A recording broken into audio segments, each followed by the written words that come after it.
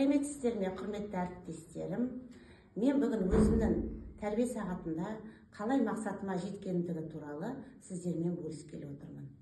Менің тәрбие сағатымның тақырыбы мақал сөздің азығы, жұмбақ ойдың қазығы тақырыбында танымдық сағат ретінде өткен болатын.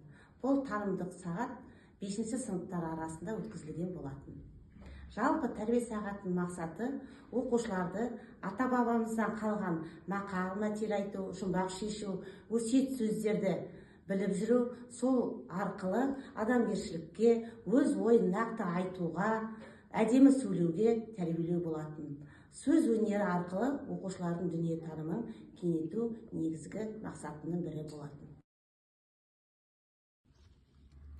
Топтар арасында мақал мәтел, жұмбақ шешуде оқушылар белсене қатысып, бірін-бірін толықтырып, топпен жұмыс жасау өте ыңғайлы болды. Мақал мәтелдер балаларға терең ой салумен қатар, оларды көркем, әдемі сөйлеуге жаттықтыра, сөз байлығын, сөздік қорын байыта түсуге көмектеседі. Сабақта халқымыздың асыл мұрасы болып келе жатқан мақал мәтел айту, жұмбақтар шешу құндылықтарына оқушыларды баулай білдім.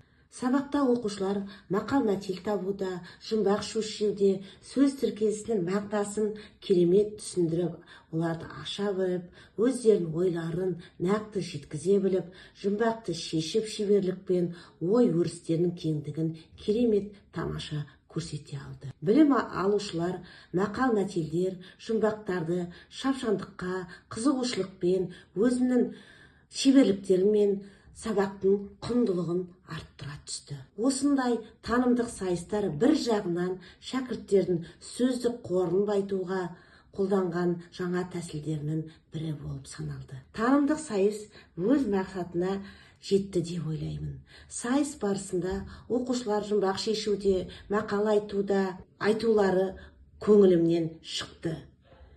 Екі топ сайысқа керемет белсене, жауапкершілікпен қатыса алды.